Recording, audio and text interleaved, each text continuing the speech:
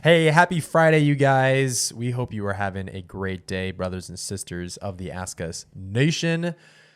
We have a jam-packed episode for you guys today. And Stefan's got this smirk on his face. I don't know why. What's so funny, bro? Why are you touching your thing like that?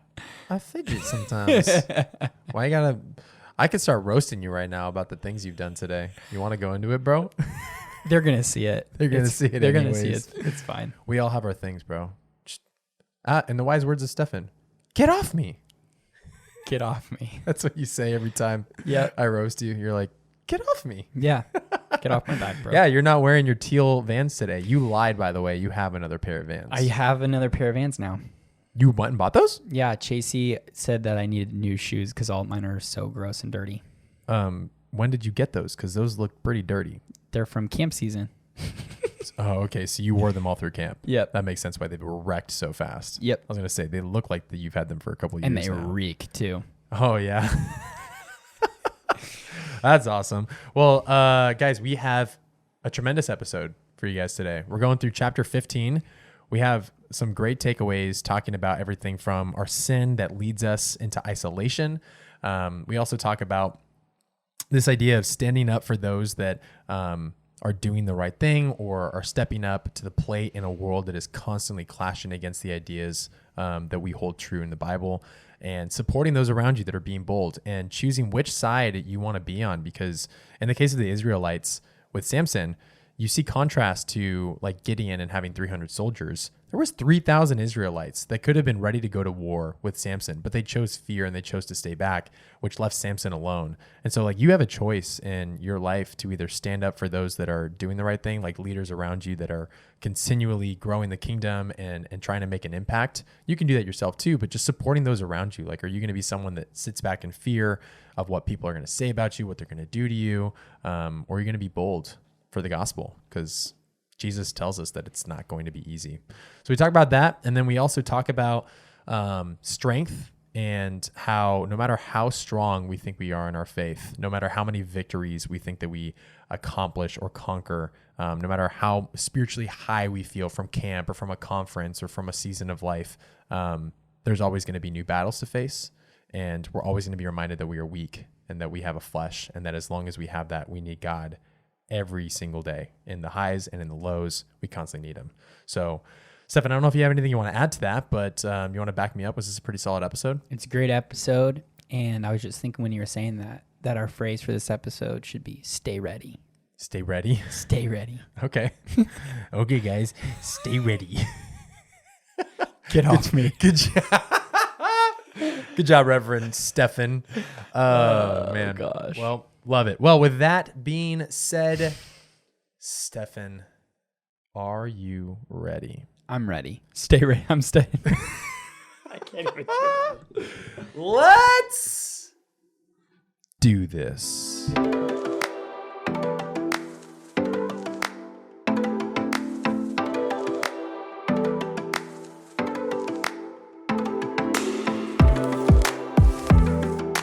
All right, brothers and sisters, we are live in the Lion's Den at it again. And just prior to this recording, that was a waste of 2.5 minutes. We came to the conclusion that Stefan has a new name. It's his call sign, kind of a call sign because it's still your name. Actually, your name could be your call sign because it was Bob in Top Gun, for those who would actually have seen it, not you. But he's going to be Reverend Stefan from now on. So whenever I'm like, Reverend Stefan, how you feeling today? You would say, I'm doing good. I'm doing very good. How are you today? Doing very good. If you guys don't notice it, like Stefan has a slight accent because he's from Minnesota. And the one word that he always says really funny is already. Say already. Already. Already. Already. Already. Okay. Already. Okay. So I'm from Minnesota in the fact that I was born there, but I'm like Arizonan. Yeah, you still have an accent though. Like it's in some of the words that you say. I think it's just I have a speech impediment, bro. You probably do. You guys don't know this, but I cut out all of the stutters that Stefan says. He's Dude, like, yeah. Yep. Yeah.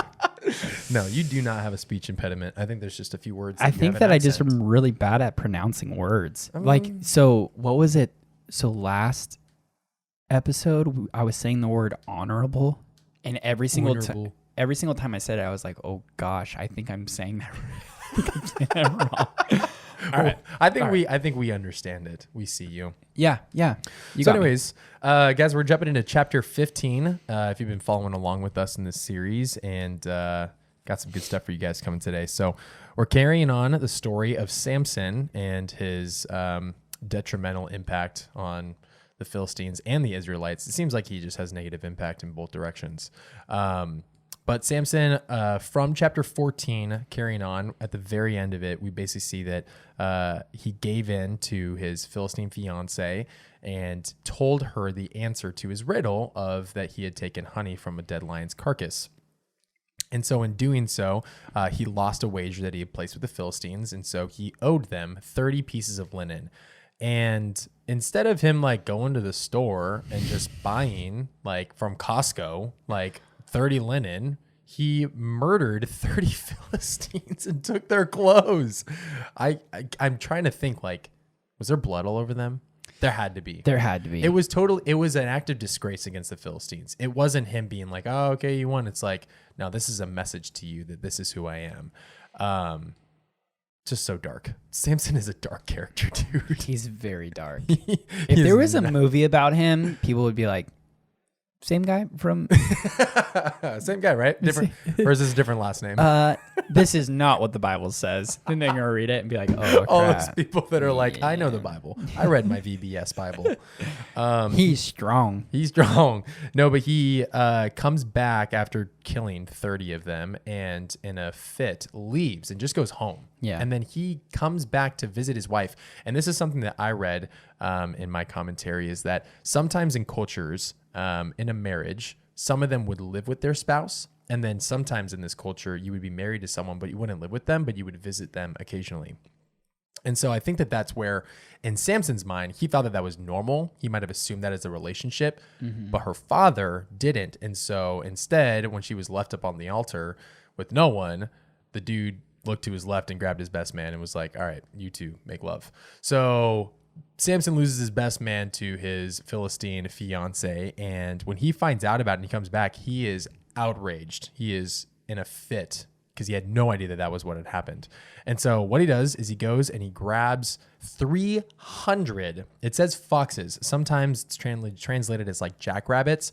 Either way, he grabbed 300 of them, tied them together and lit them on fire, and then sent them through the fields of the Philistines that was like their olive orchards and their wheat fields and their wheat stacks, and set everything on fire, which would be basically saying that he destroyed their livelihood, because that's how they survive. Mm-hmm. That's their food. That's their resources. That's what they need. And he sent a fat message to the Philistines about how outraged he was. And so after this happens, he leaves and he finds himself living in the cleft of the rock of Etam. It's like a cave, basically. He goes and lives in a cave. Yeah. So that's kind of where our first takeaway kind of takes place is just this isolation that Samson seems to find himself in. Like, Stefan, you want to break that down a little bit? Yeah. Well, first off, he feels like he takes things into his own hands, and he just is this mean person, and he goes into isolation. But like what you said before, something that I kind of caught on is that he leaves his wife, he goes into isolation, then he comes back and is pissed that not everybody's on the same page as him. I mean, he goes back to isolation.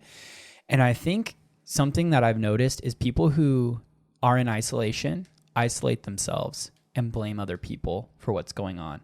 Like, you're not reaching out to me. But if you like really check their inbox, oh, that's huge. Like, people are reaching out to you. Yeah.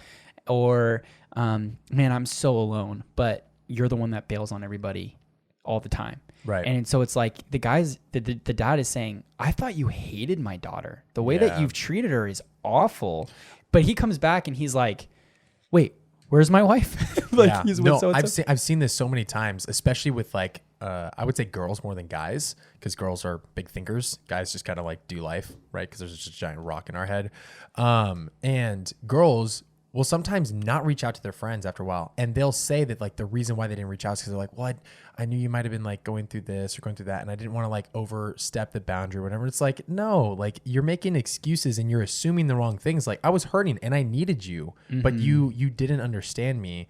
and you're using that as a cop out for why you're saying that like you wouldn't reach out. Yeah, well, something that I actually deal with myself is something that I noticed is I'm terrible at replying to text messages. You don't say. I'm the worst. And anybody that knows me like knows that. And I actually have a struggle with this where like I am very much just whatever's in front of me is what I'm going to pay attention to. Yeah. And I'm not somebody that spends my time on my phone, and I could care less about texting somebody. I could care less. But someone who's with me, you get my attention. Yeah. Like I'm with you. Right. And so something that I struggle with is like I'll put someone on red for months, and then like I'll see them in person. I'm like, dude, what's up? How are you doing? And then they're like, I hate you. Oh no. And I'm like, why do you hate me? Like, what's your problem? Like talk to me. Like I'm in front of you. And then I'm realizing that like people care about their phone. Like they care about being replied to on a text message. So for me, I'm having to learn like kind of like what Samson did is like, man, to have good relationships, you got to put effort in on their terms. Yeah. Like he should have been living with his wife. He should have been nice to the father-in-law. And even though in his mind, he thought he was doing it, like you said, like he thought culturally he was doing it right. Like, oh, I can come visit you whenever I want. Yeah. That's not how they viewed the relationship. And so I actually kind of have to learn from that of like, even though I could care less about text messaging, some people do care. And like, that matters to them. Yeah. Reply to my text message. Okay. Like I will. Bro, So when you ghost people, it hurts different, man. It hurts different. But there's a lot of truth to that because I think I've noticed this a lot in my personal relationships, but also friends who have told me about other relationships that they've had that like everyone wants to play the game of like the victim of my friends don't reach out to me anymore. No one wants to hang out with me. And I used to say this myself. I was like, well, let's use a litmus test. Like don't respond or tell anybody about anything or don't talk to them at all and just see who reaches out because those are your true friends. And over you're time, not hearing from me. Not hearing from me.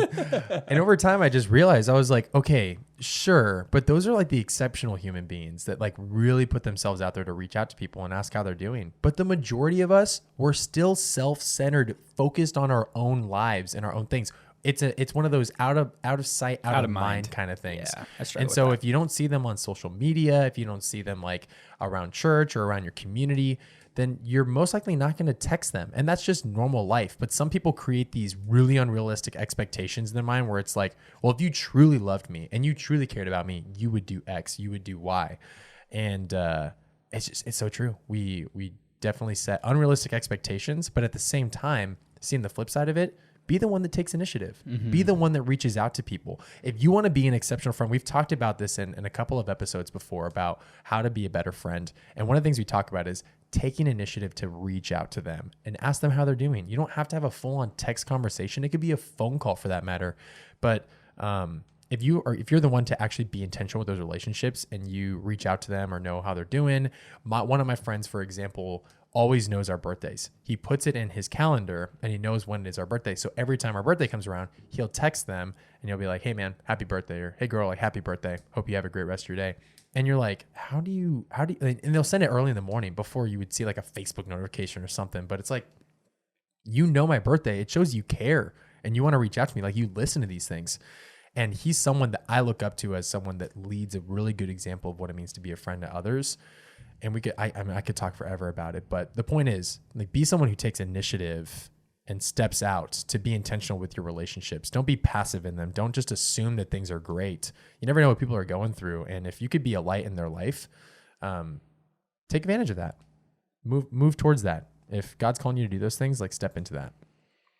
So kind of moving on from there, we see Samson basically move into isolation. Right. Mm-hmm. He was living at home. Then he was with the Philistines. Then he went back home. But like progressively, as he's kind of gone on this downhill cliff of just choosing to be disobedient, one to the relationship he had with God and to his Nazarite vow. Thank you. You see that there's just this downfall to where he basically just finds himself alone now. Like, is there truth there, Stefan, to our sin causes isolation in our life?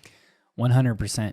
I think that I just think it's just true. Yeah. When you sin And when you're going off the path of what God called you to be, you become distant. And you know deep down there's this hole inside of you that you know, man, I should not be where I'm supposed to be. And what we tend to do is we actually sin more. That was smooth. Great. So we tend to sin more to fill that hole. Yeah. We tend to fill ourselves with more sin and more bad things so that we don't have to cope with the fact that we're not living up to the calling that we should be. So do you think it's a fear of being called out that pushes us into isolation because we know we're doing wrong and we don't want to be told that? Yeah, I think so. Something that I really struggled with when I was a kid is my dad was an incredible dad. I think you've met my dad. He's he's super amazing. And whenever I was in trouble or whenever I needed bailing out, he would do it. Hands down. But I never went to him first. Like I never went to him. And he would always find out. And then it was always the same lesson of like, why didn't you just talk to me about this? Like I would have helped you. Like, what's your problem? Yeah. Like have I ever not helped you? Yeah. And I think for me, especially sometimes even in my relationship with God, what I tend to do is I tend to project what I feel like I deserve. Yeah. I deserve to be like someone being mad at me. I deserve this. And I expect them to act that way. And I don't expect them to forgive me. I don't expect them to treat me well. And in my mind, I create this scenario or this movie in my mind of me being isolated and me being hurt and me being this thing. But then what I end up doing is I do self-prophecy and I isolate myself and I hurt myself. And I tend to go away from community and having people pour into me and letting people text me and meet up with others. So it's this weird thing where we're afraid of being hurt by others, so then we end up hurting ourselves so that they don't. It's just an endless cycle. It's an endless And cycle. I would also add to that I think more often than not, we start to fall into sin. And because we start to fall into sin, we, like, let's say, for instance, like our group of guys in high school, we had a solid group of dudes. There would be times where guys kind of got distant with it, where they just kind of weren't coming to group anymore, weren't involved with the Bible study and stuff. And a lot of the times it was because they were in an unhealthy relationship where it was usually crossing the boundaries and they were living in sin. And for them, they knew they were in the wrong, but they wanted to stay in that sin still. And they just found themselves at like an ultimatum of, like, in their mind of like, I can't be around these guys anymore because I'm a fraud, I'm a hypocrite. They're gonna find out about me, and then I'm gonna be outcast from the group, or I'm just gonna be shamed, and it's my pride. Or I'm just constantly reminded and being told like I need to do these things right, but I just don't want to hear that. And so I think a lot of the times when we're starting to like lead into sin, that's what's pushing us away from that community. And that's obviously the enemy fueling that, right? Like he wants to tell us like, you're in sin, your friends are going to reject you, they're going to push you away. And so like we get in this like mind battle. And so we start to kind of just distance ourselves from the good influence in our life because we feel like we're already kind of too far gone. Well, you know what? Honestly though, being a leader for so long, I think you're right. So we tend to do that. We isolate ourselves and we're afraid of how people are going to perceive us or they're going to act. We're going to be judged, all that stuff. I actually think though, people tend to do that because they want it. They want the relationship that presses the boundaries, and they know if I still am with this group, I'm going to get convicted. Yeah. And I don't want to be. Yep. I want to party. That's true. I want to drink. Yep. I want to have sex. And if I continue down that way, I'm not going to be able to anymore. Yeah. And so there's actually, I think, a little bit more to what does your heart truly desire? Yeah. And you need to create a new craving. There was a few friends in high school specifically that I remember having a conversation with where they quite literally confronted us. They were like leaders in our group. They were studs. They were like examples that we followed.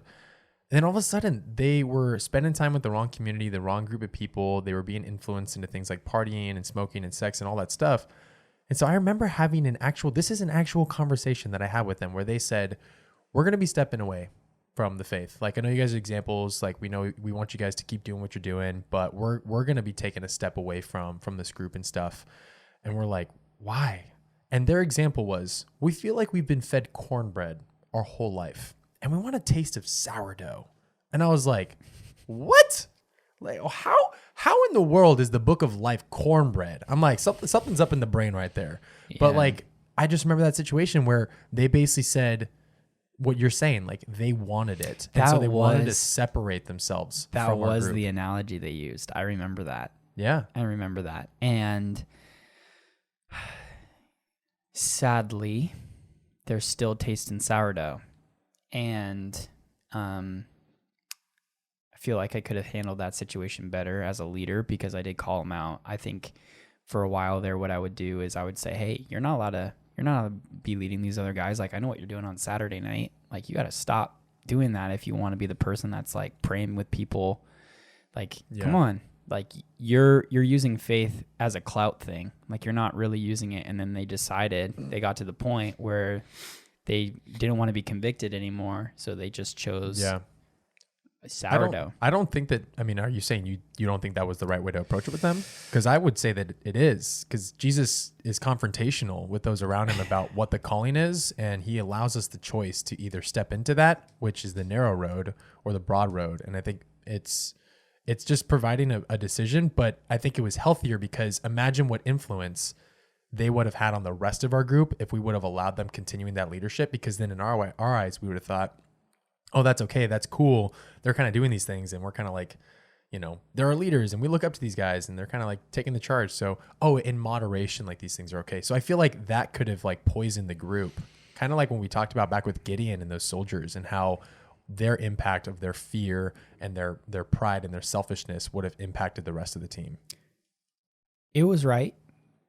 But I had such a heart for those guys and you knew their potential too. And I think everybody who knows that's listening to this podcast, who these guys are, they were awesome dudes. Yeah. And I think even though it was right, I just wish they had chosen a different lifestyle. And just looking from the outside perspective, it looks like they're having a blast. Yeah.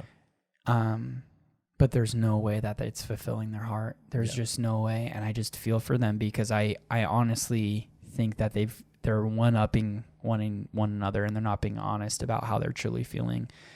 And my heart breaks for them. So I think the way I could have handled things obviously better. I'm not perfect. I'm a human being. Yep. But yeah, I feel for them. Totally. Well, anyways, kind of moving on from that. We see the Philistines go after, their whole livelihood is destroyed, right? And they're pissed off about it. So they take a group of them and they go and raid this town called Lehi. I don't know how to pronounce it exactly, but they go there and they raid the town. And basically the Israelites come out and they're like, why are you doing this? And they said, we're looking for Samson. Mm-hmm. And so the Israelites say, hey, we're going to go find him for you.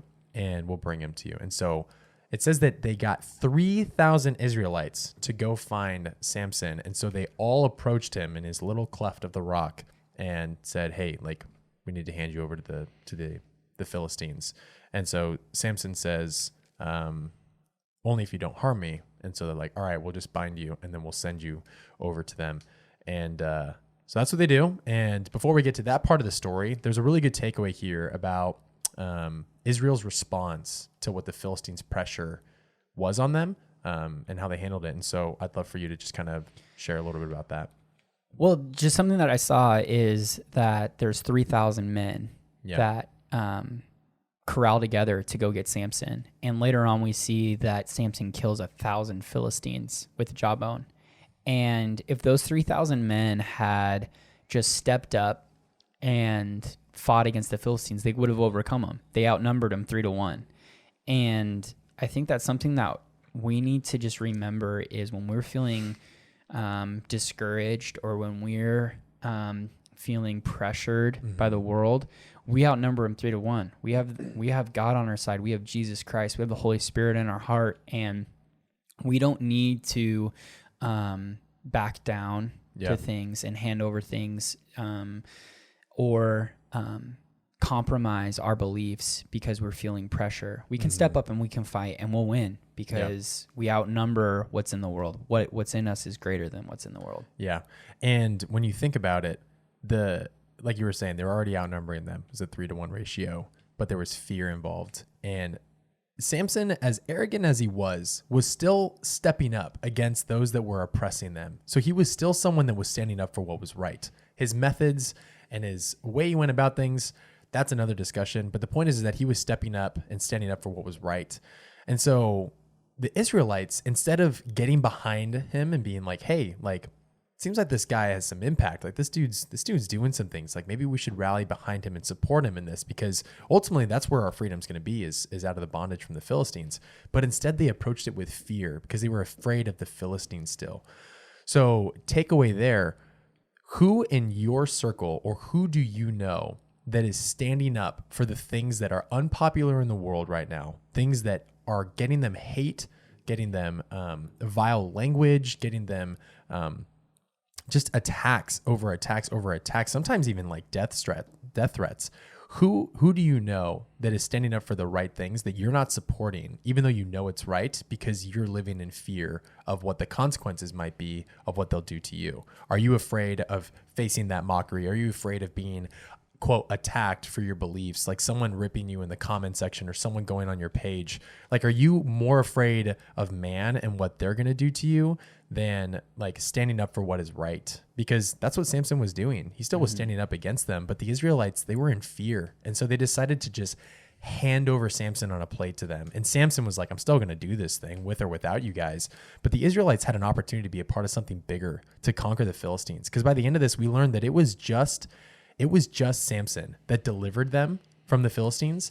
It wasn't like Gideon, where he took charge and he brought others around him to conquer them. He did it by himself. And there is an opportunity right now, because there's so much spiritual warfare that we're facing in this world right now. Like there is an opportunity for us to get involved and to be a part of the battle.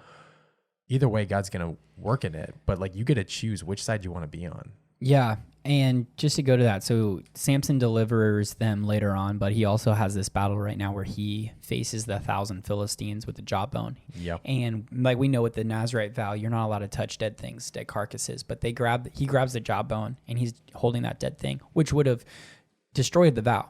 Yeah. He's touching that dead thing. And what this teaches us is that Samson's strength came from God, not his Nazarite vow. And today, Jews still believe today that like holding kosher laws, eating certain things and not other things, so like abstaining from pig and eating cow, eating fish with scales and fins, not eating things like shrimp that eat dead things on the bottom of the ground, that gives you more spiritual weight. Like you are more spiritual if you eat kosher. Fascinating. But no, it doesn't. God gives you your strength, period, end of story, not what you eat. And all things are made clean. And Jesus makes it very clear that all things are made clean. It's not what you eat that gives you spiritual strength. It's God who gives you strength. It's not going to church that gives you strength. God gives you strength. Going to church is great. Having community is great. Having a neighborhood is great. Praying and reading your Bible is great. But God is what gives you strength. There's going to be seasons in your life where you're down, you haven't been reading, you didn't have prayer, but you're only making it through because of God's strength. Yeah. Not because of the spiritual things that you do or all that different stuff. God's strength is the only reason that we survive and that we live and that we conquer things. It's God's strength, not anything that we do on our own. Yeah. And Samson, in this situation, you see that the Spirit of the Lord overcame him, right? That gave him strength and he conquered all of them, literally with a single jawbone, which is an absolute absurdity. And then he leaves and he needs water, right? Like we're talking about this idea of weakness. And what I kind of got from this is no matter how strong you think you are in your faith, at the end of the day, there's still a flesh that's attached to us. Like we still are weak. And that's what fasting is all about, right? It's this idea of depriving yourself of the things that our flesh needs to remind us that only God can give us the true bread of life, that we're going to have to battle this flesh and there's going to be desire that comes out of us naturally because of who we are and sin nature. But no matter what, like our strength only comes from God. And even in those high moments where we're like at, let's say like church camp, or we're, on fire, we go to a conference and we leave and we're on fire for the Lord and we're stoked and we're out there and we're doing ministry.